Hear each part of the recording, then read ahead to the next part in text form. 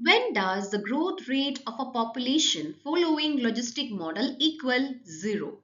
The logistic model is given as dn by dt is equal to Rn into 1 minus n by k. In this model, the growth rate dn by dt becomes 0 when the population reaches the carrying capacity of the environment, that is k.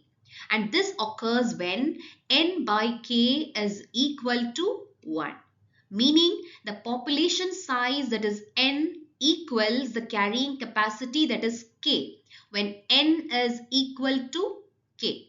At this point, the birth rate is equal to the death rate and the population stops growing. Now here we have option A as the correct answer when n by k is exactly 1. So by applying n by k as 1, we get it as 0. So here we can see that n is equal to k, and we can say the death rate is equal to the birth rate. So the population stops growing, and the answer is option A.